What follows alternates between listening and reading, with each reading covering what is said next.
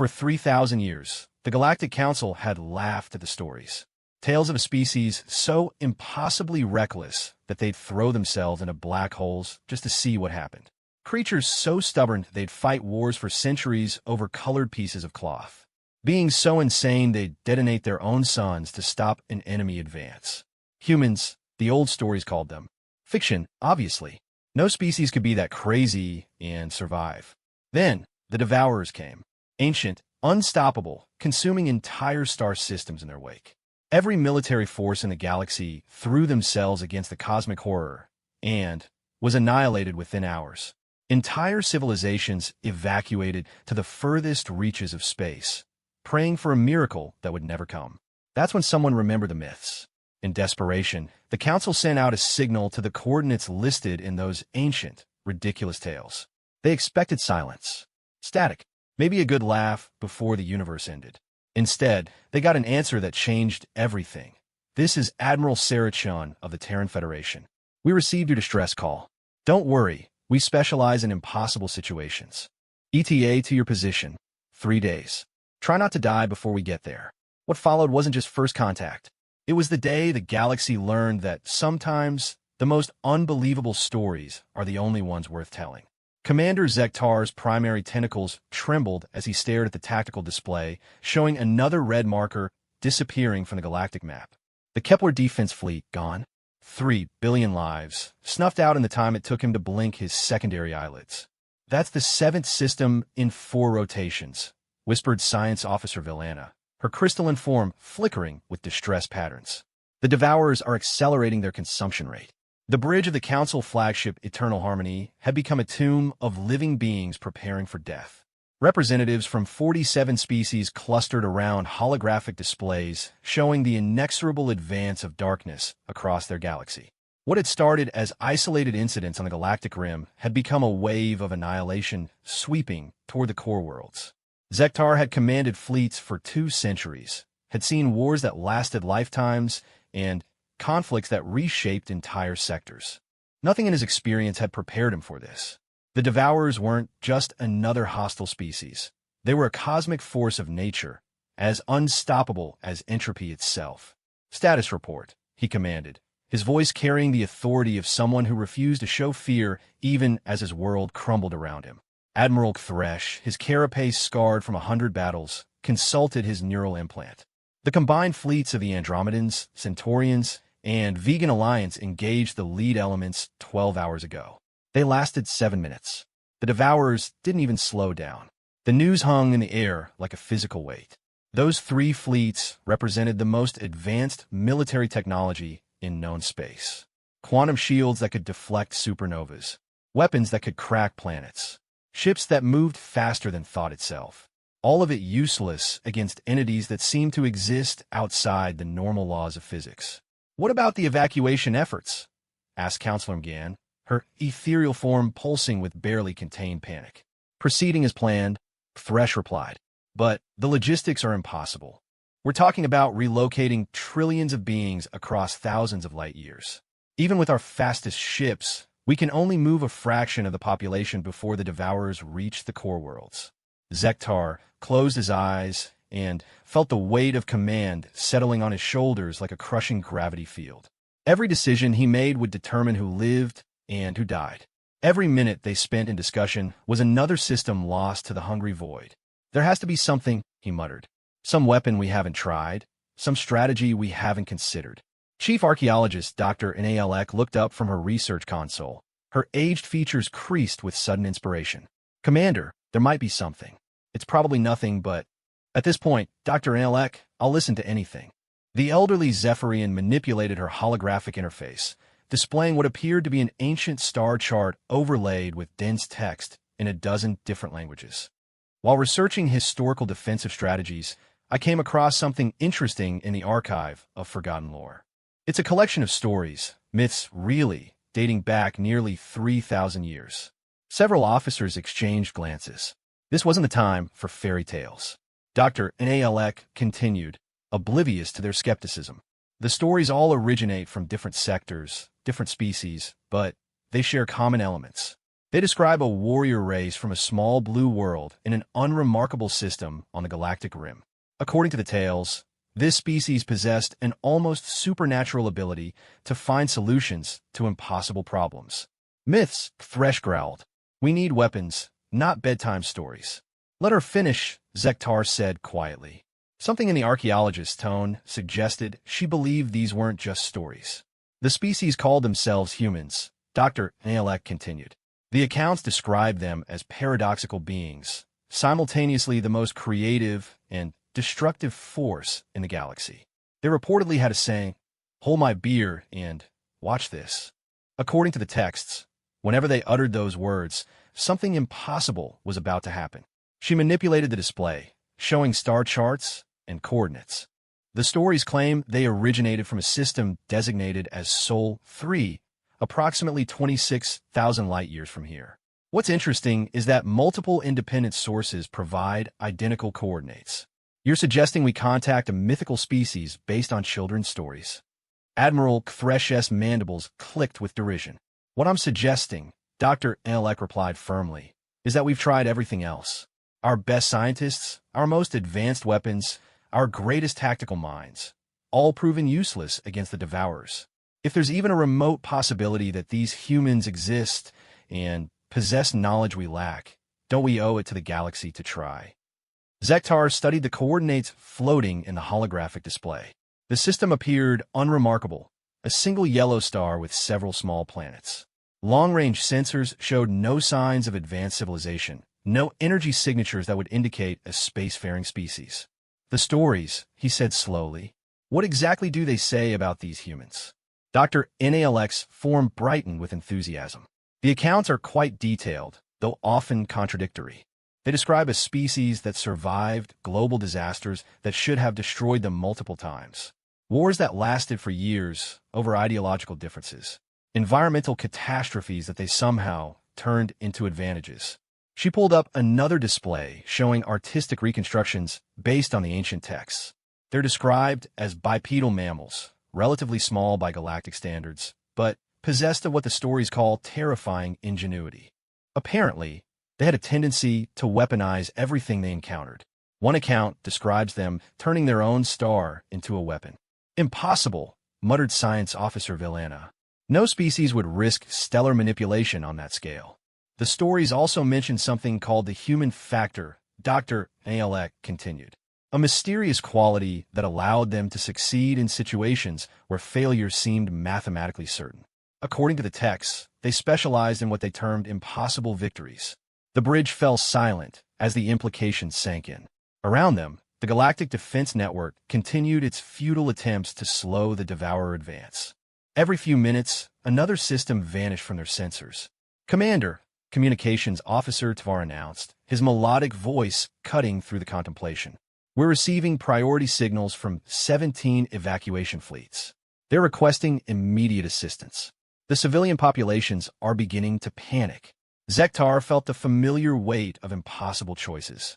He could continue following standard protocol, evacuate who they could, fight delaying actions with insufficient forces, and watch helplessly as their civilization died. Or he could take a desperate gamble on ancient stories that might be nothing more than the fantasies of primitive minds. "Dr. Elek," he said finally, "can you pinpoint the exact coordinates of this Sol system?" "I have them right here, Commander." The data appears remarkably consistent across all sources. "Tvar, prepare a long-range transmission array. Maximum power, all frequencies." The communications officer's tentacles danced across his console. "Array ready, Commander." However, at that distance, even with our most powerful transmitters, it could take several hours for a signal to reach the target system. "Understood. Dr. Nalek, you'll compose the message. Include everything you think might be relevant about our situation. And include the historical references. If these humans exist and are descendants of the beings described in the stories, they might recognize the cultural markers." As Dr. Nalek began crafting their desperate plea for help, Zektar couldn't shake the feeling that he was either taking the first step toward salvation or making the last mistake of a dying civilization. The rational part of his mind insisted this was folly, banking their survival on mythology and legend. But As another star system winked out of existence on his tactical display, rationality seemed less important than hope. Message composed and ready for transmission, Commander, Dr. Alec announced. Tvar, send it. The signal raced across the void at the speed of light, carrying with it the desperate hopes of an entire galaxy. As Zektar watched the transmission indicator fade into the distance, he wondered if they would live long enough to receive an answer. 3 hours later, when a reply came, it would shake the foundations of everything they thought they knew about the universe. The response was brief, transmitted on a frequency that should have been impossible to achieve with known technology. The voice that spoke was clearly organic, but carried an undertone of mechanical enhancement that suggested cybernetic augmentation. This is Admiral Sarah Chun of the Terran Federation 4th Fleet. We received your distress call and are currently reviewing the tactical situation. Your description of these devourers matches entities we've encountered before. We'll be departing our current position within the hour. Estimated time of arrival at your coordinates, 72-hour standard. In the meantime, I suggest you evacuate all civilian populations to minimum safe distance and avoid direct engagement with hostile forces. We'll handle this. The transmission ended with coordinates for a rendezvous point and a single additional message that would become legendary throughout the galaxy. Try not to die before we get there. We're looking forward to meeting you. For the first time in weeks, Commander Zektar allowed himself to smile. The waiting was the hardest part. For 67 hours, the Galactic Council fleet maintained position at the coordinates provided by the mysterious humans, while the Devourers continued their relentless advance across the galaxy. Every few hours brought news of another system consumed, another billion lives lost to the hungry void. Commander Zektar had barely slept since sending the transmission. He spent most of his time on the bridge, alternately studying the tactical displays showing the Devourer advance, and monitoring the empty space where their supposed salvation would appear. Still no sign of them. Admiral Thresh reported for the dozenth time. His carapace had developed stress fractures from the constant tension, a physiological response that occurred when his species faced prolonged anxiety. They said 72 hours, Dr. Alec reminded him. We still have several hours remaining. Science Officer Villana manipulated her crystal interface, expanding the sensor grid to its maximum range. I'm detecting no approaching vessels, no energy signatures, no quantum disturbances that would indicate incoming ships. Are we certain this isn't an elaborate hoax? The question hung in the air like a toxic cloud. Several species were known for their psychological warfare tactics, and the possibility that someone was exploiting their desperation had occurred to everyone on the bridge. The transmission source was definitely from the Sol system, Tvar confirmed. I've analyzed the signal patterns multiple times. The origin point is exactly where the ancient texts indicated. But what kind of civilization could remain hidden for 3,000 years? Asked Counselor Gan. Her ethereal form flickered with uncertainty patterns. Our long-range surveys have mapped every system within 50,000 light-years. If an advanced spacefaring species existed in the Sol system, we would have detected them. Before anyone could answer, every alarm on the bridge began screaming at once. Contact! Villana shouted over the noise. Multiple contacts appearing at the edge of sensor range. The main display shifted to show the tactical grid, and what they saw defied everything they thought they knew about physics. Ships were materializing out of apparently empty space, not through conventional hyperspace emergence, but through what appeared to be localized tiers in reality itself. How many vessels? Sector demanded. Scanning, this can't be right. Villana's crystalline structure flashed with confused patterns. I'm reading 17 ships, but their signatures are unlike anything in our databases. The energy patterns suggest technology that shouldn't be possible. The lead vessel was massive, larger than any dreadnought in the Council fleet, but its design was utterly alien. Where Council ships emphasized graceful curves and aesthetic harmony, this craft looked like it had been built for one purpose: war. Angular surfaces covered in weapon ports, armor plating that seemed to absorb sensor beams, and strange geometric patterns that hurt to look at directly. Commander, Tvar announced, his voice tight with surprise. We're being hailed. The transmission is coming through on frequencies we didn't even know existed. Put it through. The voice that filled the bridge was clearly organic, but carried undertones that suggested significant cybernetic enhancement. When a speaker appeared on their visual display, The assembled council representatives fell silent. The being was indeed bipedal, as the ancient text had described, but everything else about it was wrong. Where the stories spoke of a relatively small species, this individual stood nearly 2 meters tall. Most of its body was hidden beneath what appeared to be advanced powered armor, but visible portions showed a mixture of organic tissue and mechanical augmentation. Its face was the most disturbing part. Half-human features were seamlessly integrated with cybernetic components, a glowing red optical implant where the left eye should have been, neural interface ports along the temple, and synthetic skin that perfectly matched the organic portions. Council Fleet, this is Admiral Sarah Chun of the Terran Federation 4th Fleet. Sorry we're late. We had to make a quick stop to pick up some specialized equipment. Permission to come aboard your command vessel. Zektar found his voice after a moment of stunned silence. Permission granted, Admiral Chun. Docking Bay 7 is prepared to receive your shuttle. Appreciated, Commander. Fair warning, my security detail might make your people nervous. We've had some unfortunate experiences with first contact situations recently. Nothing personal.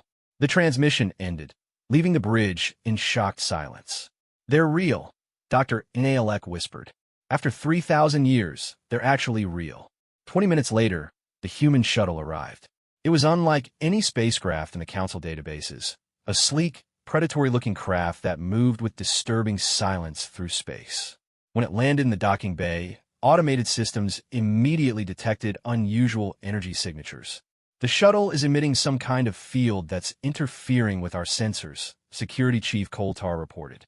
I can't get a clear reading on the number of occupants or their equipment. Admiral Thresh, Dr. Inalek, you're with me, Zektar decided. Full honor guard, but keep weapons power down. We don't want to give the wrong impression. The walk to the docking bay felt like the longest journey of Zektar's life. They were about to make contact with a species that had been considered mythological for 3 millennia. Everything about this situation violated established first contact protocols, but then, again, they'd never faced the end of galactic civilization before. The shuttle's ramp lowered with a soft hiss, and Admiral Sarah Chun emerged into the docking bay like a figure from nightmare and legend combined. She moved with fluid grace despite her obvious cybernetic enhancements, and her remaining organic, I scanned the assembled council representatives with calculating intelligence. Behind her came 2 more humans, if they could still be called that.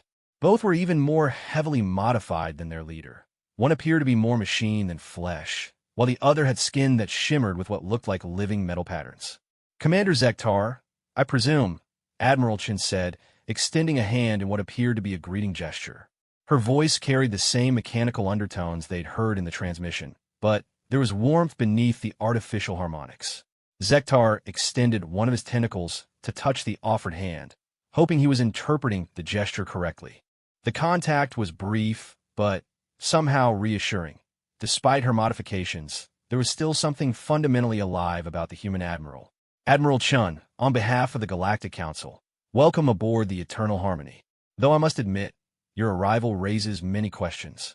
A sound emerged from the admiral that might have been laughter. I imagine it does. The last time we had formal contact with Council species was during the vegan border wars, about 800 years ago. We've been keeping a low profile since then. 800 years. Dr. Inalek stepped forward, her academic curiosity overriding diplomatic protocol. But our records indicate that humans were dismissed as mythology. If you've been active in galactic affairs, how did you remain hidden? Deliberately, Admiral Chin replied. After the border wars, we decided it was safer if the galaxy forgot about us for a while. Turned out to be a wise decision. We've been able to develop our capabilities without interference. She gestured to her companions. This is Colonel Marcus Webb, my tactical officer, and Dr. Elena Vasquez, our xenobiologist. They'll be assisting with the current situation. The being introduced, as Colonel Webb spoke for the first time, his voice even more artificially modulated than the Admiral's. Commander, we need to discuss the tactical situation immediately. Our analysis of the Devourer advance suggests you have less time than you think. Admiral Katras Mandibles clicked aggressively. With respect, Colonel, we've been fighting this war for months. Our tactical assessment is completely wrong, Dr. Vasquez interrupted smoothly. The entities you're calling Devourers aren't actually consuming matter in the conventional sense. They're harvesting quantum information and collapsing probability states. Every system they destroy isn't gone. It's been translated into a different dimensional framework. The casual way she delivered this impossible information left the council officers speechless. That's Science Officer Vilena finally managed. That's not scientifically possible. The energy requirements alone would exceed the output of 100 suns. Admiral Chin smiled, an expression that was somehow both reassuring and terrifying. Dr. Vasquez, show them the readings from the Kepler incident. The human scientist activated a small device that projected a three-dimensional hologram of complex mathematical equations. The data was so far beyond council understanding that their translation systems couldn't even process most of the variables. We've been tracking entities like the Devourers for about 600 years, Dr. Vasquez explained. They're not native to this reality. They exist in the spaces between dimensions and only manifest in our universe when specific conditions are met. What kind of conditions? Zektar asked, though part of him dreaded the answer. Large-scale warfare combined with quantum weapon usage, Colonel Webb replied. Every time your fleets engage them with standard energy weapons, you're actually feeding them. The quantum discharge creates more manifestation points. The implications hit the council officers like a physical blow. Every battle they'd fought, every weapon they'd fired, had only made their enemies stronger. That's why our military response has been completely ineffective, Admiral Thresh realized. We've been fighting them exactly wrong. Not your fault, Admiral Chin said diplomatically. Most species make the same mistake. The good news is that entities like this can be dealt with, but it requires techniques that most civilizations never develop. What kind of techniques? Zektar asked. The Admiral's cybernetic eye glowed brighter for a moment. The kind that most people consider impossible until they see them work. Colonel Webb, prepare the demonstration package. I think our new friends need to see what we're dealing with. As the humans began setting up some kind of equipment, Dr. Inalek pulled Zektar aside. Commander, she whispered urgently. The energy readings I'm getting from their shuttle, the technology they're carrying, is at least 1,000 years ahead of anything we've developed. How is that possible? Zektar watched Admiral Chun directing her subordinates with crisp military efficiency. Despite her modifications, there was something undeniably human about her mannerisms, a mixture of confidence and barely controlled aggression that matched the ancient descriptions perfectly. I think, he said quietly, we're about to find out what 3,000 years of keeping a low profile can accomplish. What the humans showed them next would change everything the Council thought they knew about warfare, physics, and the nature of reality itself. The device that Colonel Webb assembled looked like a nightmare fusion of art and engineering. Crystalline components that pulsed with internal light connected to metallic structures that seemed to fold and unfold according to geometries that shouldn't exist. When it was fully activated, it created a low harmonic that made everyone on the bridge feel slightly nauseous. What you're about to see, Admiral Chin announced, violates about 17 different laws of physics, as the Council understands them. We call it a quantum reality manipulator, or QRM for short. Think of it as a weapon that attacks the concept of existence itself. Dr. Nalek leaned forward, her scientific curiosity overwhelming her caution. That's impossible. You can't weaponize quantum uncertainty on that scale. The paradoxes alone would create cascade failures throughout local spacetime. Dr. Vasquez smiled, an expression that was somehow more unsettling than Admiral Chin's cybernetic modifications. You're right, according to conventional physics. But conventional physics assumes that reality is fixed and objective. Humans gave up that assumption about 800 years ago. During the vegan border wars, Colonel Webb added, his mechanical voice carrying what might have been dark humor, we discovered something interesting about consciousness and quantum mechanics. It turns out that sufficiently advanced sapient beings can influence reality simply by observing it intensely enough. The QRM device began to emit a sound like singing crystals mixed with electronic harmonics. Around it, space itself seemed to shimmer and bend. The key insight, Dr. Vasquez continued, was realizing that the universe isn't as solid as most species assume. At the quantum level, everything exists in superposition until it's observed. We simply learn to observe things in very specific ways. On the main display, they could see space around the human fleet beginning to change. Stars that had been points of light became lines of radiance. The background radiation of empty space started flowing in visible patterns like cosmic aurora. Impressive light show, Admiral Thresh muttered, though his mandibles betrayed nervous clicking. But how does this help us against the Devourers? Watch, Admiral Chen said simply. The QRM device reached peak resonance, and, suddenly, the humans were elsewhere. Not moved, elsewhere. The distinction was important, but impossible to explain in conventional terms. They existed in the same location, but in a different version of that location, one where the laws of physics had been politely asked to step aside.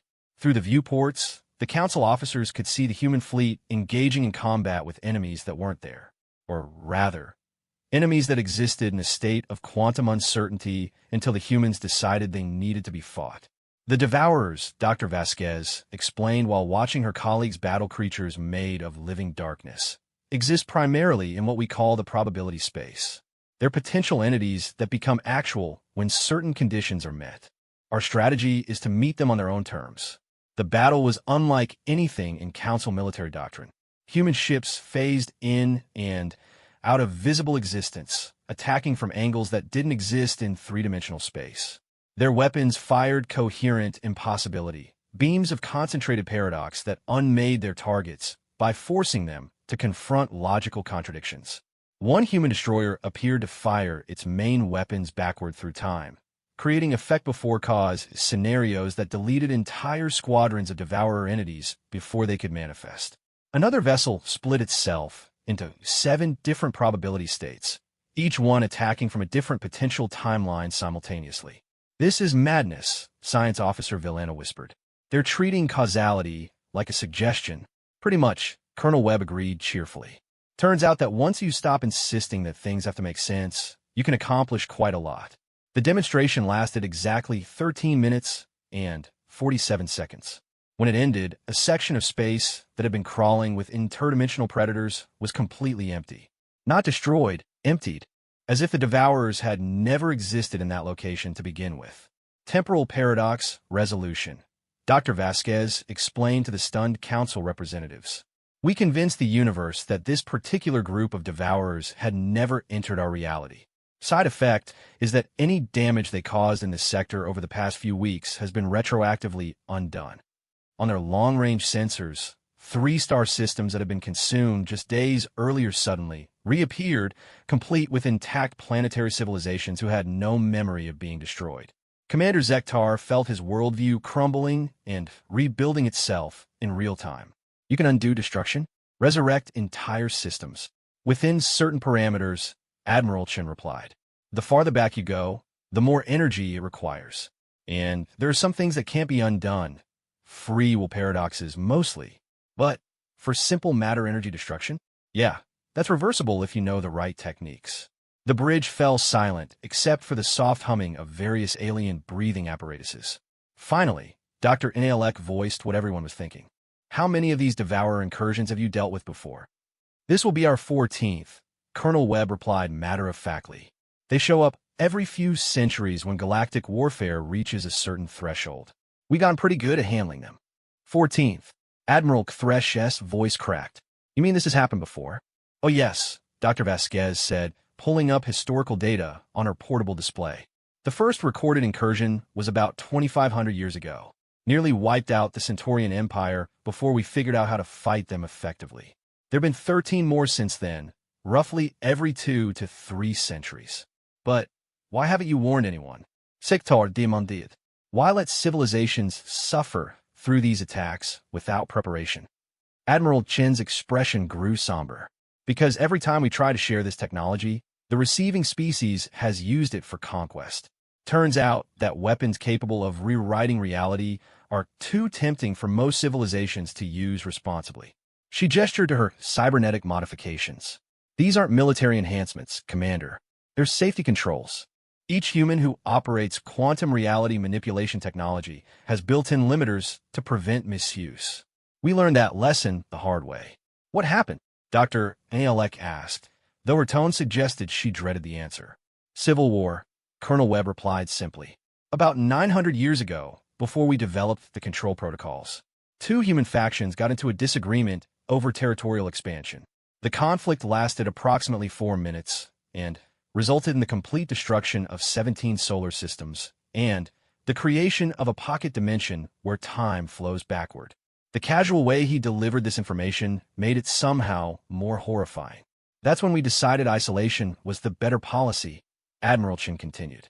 We've been watching galactic civilization from a distance ever since, intervening only when extinction-level threats emerge. But you're willing to help us now, Zektar observed. The Devourers represent a unique situation, Dr. Vasquez explained. They're not native to this reality, so defeating them doesn't give us any political advantage in your local conflicts. Plus, if they're not stopped, there won't be anyone left to worry about the technology afterwards. Admiral Chun activated her own portable display, showing a three-dimensional map of the galaxy with red zones indicating Devourer-controlled space. Current analysis suggests you have approximately 68 hours before they reach critical mass. After that point, they'll have consumed enough quantum information to establish permanent manifestation points. Once that happens, they become effectively immortal. What do you need from us? Zektar asked. Mostly just stay out of our way, Colonel Webb replied. Standard Council military doctrine will actually make this harder. Every quantum weapon discharge, every hyperspace jump, every high-energy sensor pulse in Devourer-controlled space feeds them more power. However, Admiral Chen added, there is one way the Council fleets can help. The Devourer's central coordination node exists in a state of quantum superposition between dimensions. To access it, we need to create a synchronized reality bubble across multiple sectors simultaneously. She manipulated the display to show fleet positions throughout the galaxy. We'll need Council ships positioned at specific coordinates, maintaining exact formation while our teams perform the quantum operations. It's dangerous. If the timing is off by even microseconds, the ships caught in the reality flux could be erased from existence. What are the odds of success? Admiral Thresh asked. Dr. Vasquez consulted her instruments. Assuming perfect coordination and no unexpected variables, about 67%. And if we fail, Admiral Chen's cybernetic eye glowed brighter. Then, this reality ceases to exist, and the Devourers move on to consume the next dimensional layer. Eventually, they'll work their way through all possible versions of the universe. The weight of cosmic responsibility settled over the bridge like a physical force. They weren't just fighting for their own civilization anymore. They were fighting for the very concept of existence itself. How long do we have to decide? Zektar asked. You've already decided, Admiral Chun said with certainty. The moment you sent that transmission, you committed to seeing this through. The question now is whether your people can execute a coordinated operation across 47 different star systems while reality-manipulating weapons reshape the fundamental nature of space-time around them. Commander Zektar looked around at his officers, seeing determination replacing fear in their expressions. They'd faced impossible odds before, though admittedly never while fundamental physics was being rewritten around them. What do you need us to do? What followed was the most complex military briefing in galactic history, covering tactical operations that required thinking in at least 7 dimensions simultaneously and coordination between species that had never fully understood each other, even under normal circumstances. The plan that emerged was simultaneously elegant and insane, a synchronized assault on creatures that existed between realities, using weapons that attacked the concept of existence itself, coordinated by civilizations that still thought three-dimensional space was complicated. In other words, it was exactly the kind of impossible strategy that humans specialized in. The galaxy had never attempted anything like this before. Across 47 star systems, Council fleets positioned themselves at coordinates that existed only in theoretical mathematics.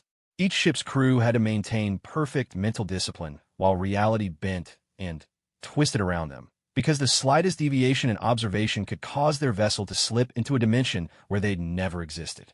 Commander Zektar stood on the bridge of the Eternal Harmony, watching his tactical display show impossible geometries. Ships appeared as probability clouds rather than solid objects, their positions defined more by intent than location. The human technology had infected their sensors with paradox, forcing them to display information that couldn't possibly be accurate. All fleets report ready, Communications Officer Tvar announced, though his voice carried strain from the effort of maintaining contact across dimensional barriers. The Andromedans are experiencing some temporal displacement, but they're compensating. Define temporal displacement, Admiral Thresh requested. They're receiving our transmissions approximately 4 minutes before we send them. Tavar replied matter-of-factly. Admiral Chan says this is normal. The human strike force hung in space near the primary Devourer manifestation, their ships existing in multiple quantum states simultaneously. Through the viewports, Zektar could see Admiral Chen's flagship performing operations that violated everything he understood about physics. It was firing weapons that traveled backward through causality, deploying fighters that attacked from directions that didn't exist, and somehow singing in harmonics that made nearby asteroids reorganize themselves into defensive formations. Phase 1 initiating. Dr. Vasquez's voice crackled through the quantum-encrypted communication system. All Council vessels maintain exact position and heading. Do not deviate for any reason. If you see your own ship attacking you, ignore it. That's just a probability echo. Probability echo? Science Officer Villana questioned. Apparently, when you manipulate reality this extensively, you get feedback from alternative timelines, Dr. Nailek explained. She'd spent the past 12 hours studying human quantum theory and looked like she'd aged a century. We might see versions of ourselves where different decisions were made. On the main display, space around the human fleet began to change color. Not the surface appearance of objects, but the actual wavelength of reality itself. Stars became lines of pure mathematics. The background radiation of empty space started displaying what looked like tactical information in languages that had never been invented. Quantum reality manipulation at 15%, Colonel Webb reported. Devourer primary nodes are beginning to destabilize. Council fleets prepare for cognitive displacement. What's cognitive displacement? Zektar asked, though he suspected he didn't want to know. You're about to remember things that never happened, Admiral Chen replied. Just roll with it. Fighting the false memories will cause neural feedback. Suddenly, Zektar found himself remembering a battle that had occurred 3 years ago where he died heroically defending a space station that had never been built. The memory was completely vivid and completely wrong, but try to reject it caused a stabbing pain in his neural centers. Around the bridge, his officers were experiencing similar effects. Tavar was muttering about a conversation with his deceased father who had apparently given him advice about fighting interdimensional entities. Villana was recalling tactical maneuvers from a war that had been prevented by diplomatic intervention. Phase 2 commencing, Dr. Vasquez announced. Reality coherence dropping to 37%. If anyone starts seeing themselves from the outside, don't make eye contact. The Devourer entities were responding to the human assault, but their response was unlike anything in conventional warfare. Instead of launching attacks, they were trying to convince the universe that their enemies had never existed. Paradox weapons fired streams of logical contradiction at the human fleet, attempting to create cause-and-effect loops that would delete their targets from timeline. But the humans had prepared for this. Each of their ships carried what they called existence anchors, devices that continuously verified their own reality and refused to accept any evidence to the contrary. When struck by a paradox beam that should have erased them from history, the anchors simply responded with the cosmic equivalent of no, thank you, and continued existing out of pure stubbornness. Approaching Phase 3, Admiral Chen transmitted. Her voice was becoming distorted as the quantum manipulation reached critical levels. Council fleets, whatever you do next, don't think about pink elephants. Pink elephants? Zektar asked. Human expression. It means. Tavar began, then stopped as a massive pink packeter materialized outside the bridge windows, trumpeting a sound that looked like purple fractals. That, Dr. Nailek observed with scientific detachment. When reality is this unstable, stray thoughts can spontaneously manifest. The probability elephant tap danced across the hull for several seconds before being absorbed by a passing wave of condensed impossibility. In its place appeared a flock of geometric shapes that sang in colors and performed aerial maneuvers that left mathematical equations hanging in space. Phase 3 achieved, Colonel Webb announced. Devourer coordination matrix is now accessible. Beginning primary assault on the quantum substrate. What happened next defied description in any language that relied on conventional logic. The human fleet attacked the space between spaces, firing weapons that didn't exist at targets that had never been there. They deployed strategies that violated causality so thoroughly that enemy responses arrived before the attacks that provoked them. Through the chaos of impossible warfare, Zektar could see the Devourer entities beginning to unravel. Not destroyed, unraveled. The threads of their existence were being pulled apart strand by strand, revealing the hollow spaces where they had borrowed reality from other dimensions. Council Fleet Alpha, adjust heading by -17 degrees in the fourth spatial dimension, Dr. Vasquez instructed. Fleet Beta, maintain current temporal vector, but reverse your quantum polarity. How do we reverse quantum polarity? Admiral Thresh demanded. Think really hard about the color blue while flying backward, came the helpful reply. Somehow it worked. The Council ships found themselves moving in directions that didn't exist, maintaining formations that challenged geometry, and providing suppressive fire by concentrating very hard on the concept of mathematical certainty. Primary coordination node located, Admiral Chen announced. It's hiding in the space between Tuesday and Purple. We're going in. Her flagship disappeared from normal space-time, taking with it a squadron of vessels that existed in 7 different probability states simultaneously. They reappeared inside what could only be described as a cosmic library where the books were made of crystallized thought, and the shelves extended in directions that made observers question their sanity. The central devourer entity was vast beyond comprehension. Not large, but vast. It existed as a hunger that had achieved sentience, a void that had learned to want. When it spoke, its words arrived as the smell of forgotten dreams and the taste of colors that had never been seen. You cannot unmake what was never made, it declared in a voice like the sound of entropy. We are the hunger between thoughts. We are the emptiness that gives shape to existence. Admiral Chen's response was to fire a weapon that attacked the concept of hunger itself. The beam struck the entity and forced it to confront the logical impossibility of being simultaneously void and substantial, hungry and satisfied, existent and non-existent. Impossible, the entity protested as its form began to fluctuate. Contradiction cannot overcome void. Apparently you've never met humans, Colonel Webb replied, deploying a device that projected pure stubbornness in all directions. We specialize in impossible. The final phase of the battle took place entirely within the realm of abstract concepts. Human ships fired solutions at problems, deployed hope against despair, and created tactical formations based on the mathematical properties of determination. The Devourers responded with attacks of pure meaninglessness, trying to convince their enemies that victory was a concept that had never been invented. But humans have been fighting meaninglessness for thousands of years.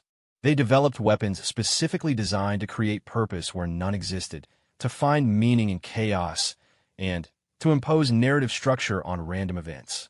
This is for every civilization that thought we were just a myth, Admiral Chen declared, charging her ship's main weapon, a cannon that fired concentrated human stubbornness wrapped in military-grade determination.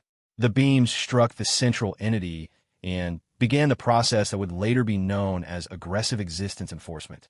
The Devourer found itself being forcibly convinced that it had always wanted to be something other than a cosmic void. Specifically, it discovered an overwhelming urge to become a small, harmless creature that existed only to maintain cosmic balance. No, we are eternal hunger. We cannot be. The entity protested, but its words were increasingly accompanied by what sounded suspiciously like purring. Yes, you can, Dr. Vasquez replied firmly, activating a device that projected pure maternal authority across dimensional boundaries. And you will, because we said so.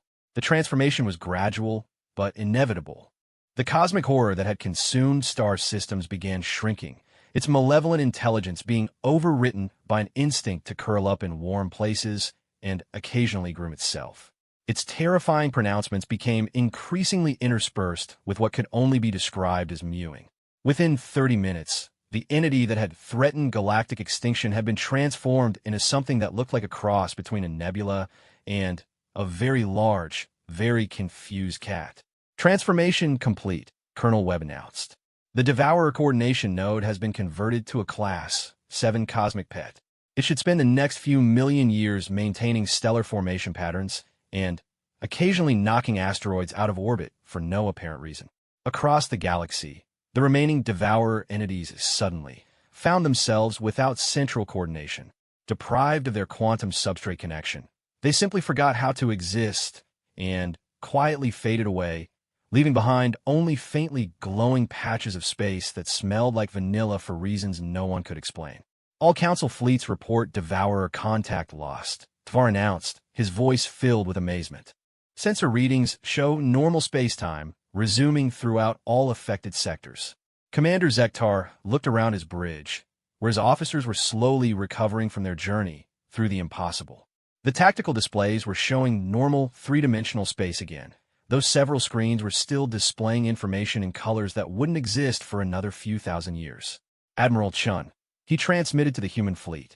Mission accomplished. Thank you. The response came back immediately. No problem, Commander. Always happy to help. This was actually one of the easier ones. Last time we had to convince a cosmic horror to take up interpretive dance.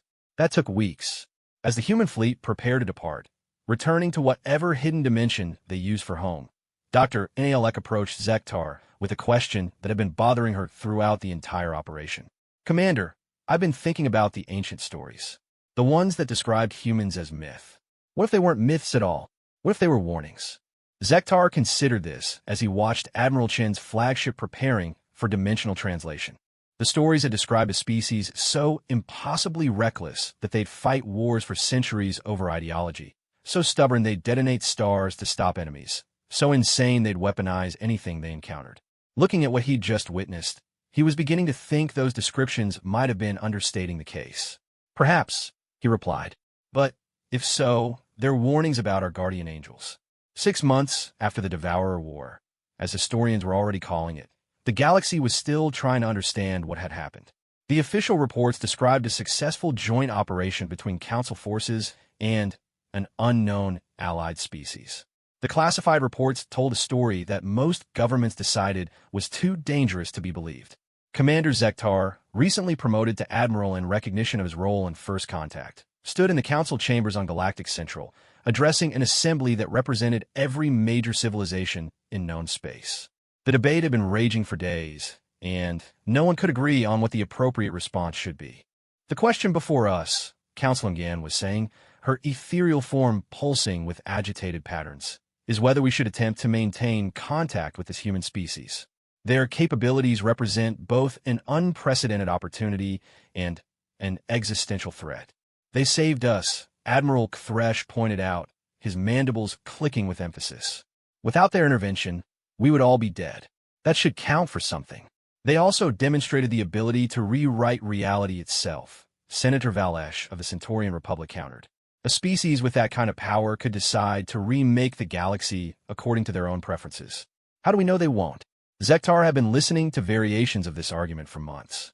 The Council was paralyzed between gratitude and terror, unable to decide whether humanity represented salvation or a threat worse than the Devourers themselves. If I may, he said, rising to address the assembly. I've had more direct contact with the humans than anyone else here. Perhaps my perspective might be useful. The chamber fell silent. Everyone knew that Zektar had been changed by his experience with the humans, not physically, but in ways that were perhaps more fundamental. He spoke with an authority that hadn't been there before, as if he'd seen something that had given him access to a deeper understanding of the universe. 3 days ago, he began, I received a message from Admiral Chun. The humans have been monitoring our debate, and they wanted me to share some information with you. He activated the chamber's main display, showing what appeared to be a simple star chart. But as the assembled representatives studied it, they began to realize the implications of what they were seeing. These are the locations of 14 previous Devourer incursions over the past 3,000 years, Zektar explained. In each case, the humans intervened to prevent galactic extinction. In each case, they did so without seeking any form of compensation or political influence. The chart expanded to show detailed timelines. The pattern was clear. Every few centuries, when cosmic-level threats emerged, the humans appeared to deal with them, then vanished back into obscurity. But this is the first time, Zektar continued, that they've revealed themselves to the civilizations they were protecting. Admiral Chun wanted you to understand why. A new section of the display activated, showing current galactic demographics and technology levels.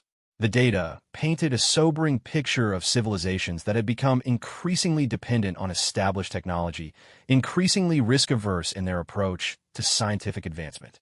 According to human analysis, Zektar said, the galaxy has entered what they call a stagnation cycle. Our civilizations have become so focused on stability and safety that we've stopped pushing the boundaries of what's possible. The result is that we're becoming vulnerable to threats that require unconventional solutions. Are they suggesting we should be more reckless? Senator Valesh asked. Not reckless, Zektar replied, but more willing to embrace impossible possibilities. The humans believe that the next major threat to galactic civilization will require cooperation between their reality manipulation technology and our combined resources. He paused, letting the implications sink in. They're offering to teach us. The chamber erupted in simultaneous translation as dozens of species began arguing at once. The idea of learning human quantum reality manipulation was simultaneously fascinating and terrifying. Absolutely not, declared Ambassador Trendar of the Vegan Alliance. We've seen what that technology can do. Teaching it to multiple species would be tantamount to guaranteeing galactic war. With respect, Dr. Elek interjected, rising from her position in the scientific advisory section. I've been studying human civilization for the past 6 months. Their approach to dangerous technology might be instructive. She activated her own display, showing historical data that the humans had provided about their own development. Human society went through what they call the existential risk phase approximately 900 years ago. They developed weapons capable of destroying their own civilization multiple times over, and how to learn how to use them responsibly. The data showed a fascinating pattern. Humanity had repeatedly developed technologies that should have destroyed them, then found ways to integrate those technologies safely into their society through a combination of ethical frameworks and what they called aggressive transparency. Their solution, Dr. Analek continued, was to ensure that any individual who gained access to reality manipulation technology also received cybernetic modifications that prevented its misuse. The neural limiters we observed on Admiral Chun and her crew aren't just safety devices, they're a form of technological democracy. Explain, Counselor Mgan requested. The modifications create a permanent connection between the individual and what humans call the collective responsibility matrix. Anyone who attempts to use reality manipulation technology for harmful purposes finds themselves unable to complete the action.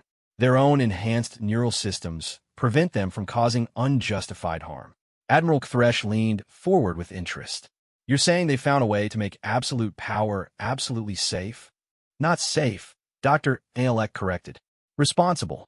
The technology can still be used for destructive purposes, but only when those purposes serve the greater good, as determined by a consensus of enhanced minds. Sektar noted. This is what the humans are offering to share. Not just the technology to manipulate reality, but the wisdom to use it ethically. And the price? Senator Valesh asked suspiciously. There is no price, Zektar replied. But there are conditions. Any species that accepts the technology must also accept the ethical frameworks that make it safe. And they must commit to using it to protect rather than conquer. The debate continued for hours, but Zektar could see the tide turning. The practical benefits were too significant to ignore. Reality manipulation technology could solve problems that had plagued galactic civilization for millennia. Resource scarcity, environmental destruction, even the fundamental limitations of space and time that made interstellar travel so difficult. Finally, Counselor Mgan called for a preliminary vote. All those in favor of opening formal diplomatic relations with the Human Terran Federation? The vote was unanimous, though Zektar suspected that some representatives were motivated more by fear than enthusiasm. No one wanted to be the species that said no to beings capable of turning cosmic horrors into interdimensional house pets. 3 weeks later, Admiral Sarah Chun returned to Council space aboard a ship that existed in 7 different dimensions simultaneously. This time, she brought with her a full diplomatic contingent, humans who had volunteered to serve as permanent liaisons between their hidden civilization and the galactic community. The first formal session of the Human Council Joint Technology Committee was held in a specially constructed facility that could exist in multiple realities at once. The agenda covered topics that most council scientists had considered impossible just months before: controlled manipulation of causality, ethical frameworks for reality-based weapons, and the establishment of what humans called impossibility research centers. We're not trying to make you like us, Admiral Chun explained to the assembled delegates. Human approaches to problem solving are specifically adapted to our psychological and cultural characteristics. What we're offering is to help each species develop their own methods for achieving impossible things.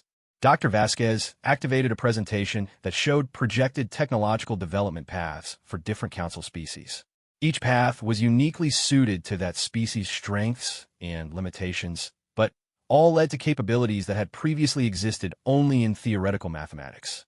For example, she said, the Andromedans' collective consciousness makes them ideal candidates for distributed reality manipulation, techniques that require thousands of minds working in perfect synchronization. The Centaurians' mathematical expertise positions them to develop applications we've never even considered. What about humans? Dr. Nalek asked, what makes your species particularly suited to this technology? Admiral Chen's cybernetic eye glowed with what might have been amusement. Humans excel at refusing to accept that something is impossible. Most species encounter a logical paradox and attempt to resolve it rationally. Humans encounter a logical paradox and ask, but what if it worked anyway? Colonel Webb nodded agreement. Human military doctrine has always been based on the principle that if something seems absolutely impossible, it's probably worth trying. We've been training for impossible situations for thousands of years. The technology transfer program that followed would reshape galactic civilization more profoundly than any event in recorded history. Within 5 years, council species were developing applications of reality manipulation that exceeded even human achievements. The Andromedans created massive collective consciousness networks that could monitor and protect entire sectors of space simultaneously.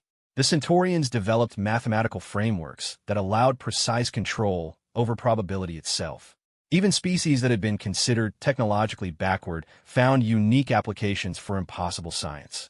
But the most significant change wasn't technological, it was philosophical. The discovery that reality could be safely manipulated had profound implications for how civilizations approach challenges. Problems that had seemed insurmountable became opportunities for creative solutions. Resource conflicts disappeared when matter could be created from quantum fluctuations. Environmental disasters became engineering exercises. The vast distances between stars became suggestions that could be politely ignored.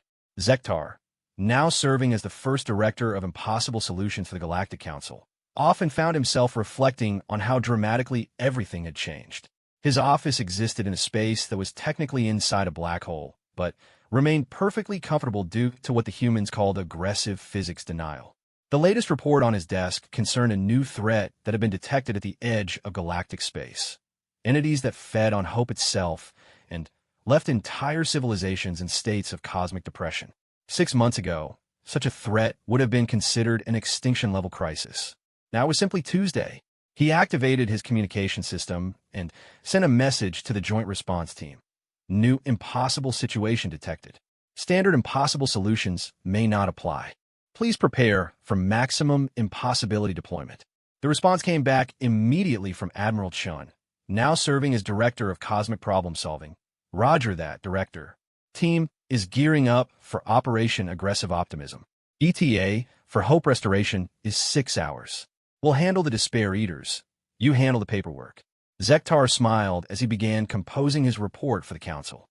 The document would describe tactical operations that violated causality, weapon systems that attacked abstract concepts, and victory conditions that required enemy forces to be convinced they had always wanted to be helpful instead of hostile. Just another day in the new galactic order, where the impossible had become routine and the phrase that can't be done had been officially retired from all council languages. In the margin of his report, Zektar added a note that would become the unofficial motto of the Post of Our Galaxy. Humans were dismissed as myths, until we learned that myths are just possibilities waiting for the right moment to become reality. The galaxy had discovered that with the right approach, anything was possible, even peace.